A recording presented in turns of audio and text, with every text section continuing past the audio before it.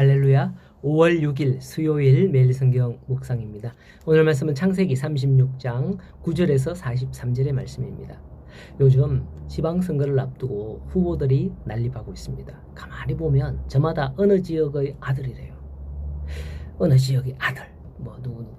그 지역에 조그마한 연고만 있으면 그걸 크게 확대해서 자기가 그 지역의 일꾼님 마냥 나서는 게 참 거시기하죠. 과거에는 개천에서 용이 난다 하는 시절이 있었는데 요즘은 좋은 대학 나오지 않으면 안 되고 시골에서는 출세하기가 힘든 시대가 되었죠. 오늘 말씀해 보니 에스가 세일산에서 자리를 잡고 그의 후손들에 관한 언급을 하는 것을 볼 수가 있습니다. 이 본문을 통해서 하나님의 뜻을 발견할 수 있습니다. 바로 에스의 후손들이 이렇게 번성할 수 있게 하신 분은 하나님이시다라는 겁니다. 또한 나중에 에서의 후손이 이스라엘에게 정복당하고 역사 속에서 사라지게 된 것도 다 하나님의 의한 것이었습니다.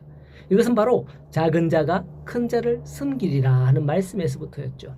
이와 같이 세상의 모든 나라와 민족이 일어나고 흥하고 멸망하는 것은 모두가 다 하나님의 뜻과 섭리에 의한 것임을 믿으시기 바랍니다.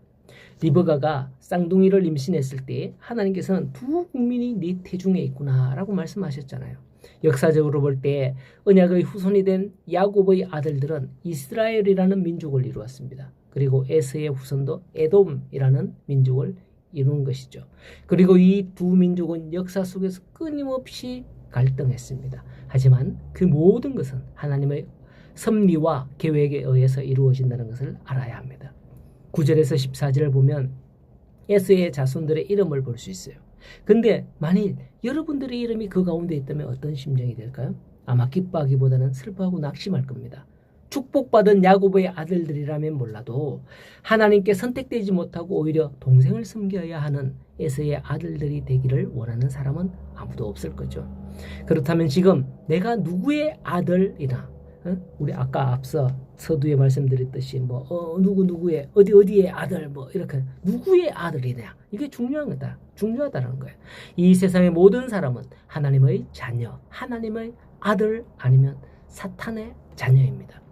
그 가운데 여러분들은 과연 누구의 자녀이기를 원하십니까? 이왕이면 하나님의 자녀가 되시기를 원하실 거예요.